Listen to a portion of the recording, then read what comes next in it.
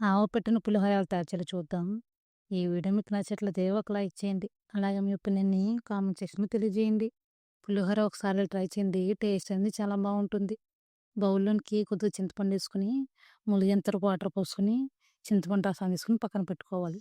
Stove మీద pan పెట్టుకొని 1 table spoon నూనె పోసుకొని, హాఫ్ టీ స్పూన్ ఆవాలేసుకొని, ఆవాలను చిటపటలాడిన తర్వాత కొద్దిగా ఇంగువ వేసుకొని ఒకసారి బాగా కలిపి, మనం తీసుకున్న చింతపండు రసం పోసుకోవాలి.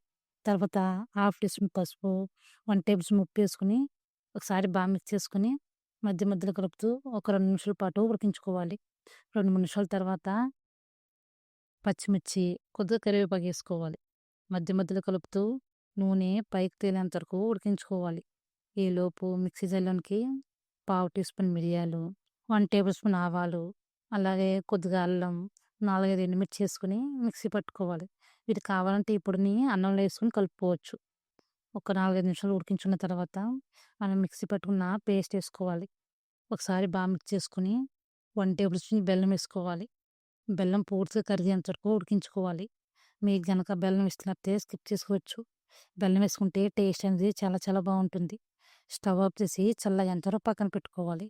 స్టవ్ మీద మరో పాన్ పెట్టుకొని 1 టేబుల్ స్పూన్ నూనె పోసుకొని, హాఫ్ టీ స్పూన్ ఆవాలేసుకొని, ఆవాలను చిటపటలాడిన తర్వాత పల్లీలు, జీడిపప్పు, పచ్చెనపప్పు ఏసుకొని ఒక 4 నిమిషాల పాటు వేయించుకోవాలి. ఇవి మంచిగా ఫ్రై అయిన తర్వాత ఎండుమిర్చి, పచ్చిమిర్చి, కొంచెం ఇంగువ, అలాగే కరివేపాకు ఇవేసుకొని మరొక 2 నిమిషాల పాటు ఫ్రై చేసుకోవాలి. ఇవన్నీ ఫ్రై అయిన తర్వాత పావు టీ స్పూన్ పసుపేసుకోవాలి. ఆల్రెడీ చింతపండు రసంలో పసుపేసాం కాబట్టి కొద్దిగా అయితే సరిపోతుంది. స్టవ్ ఆఫ్ చేసి పక్కన పెట్టుకోవాలి.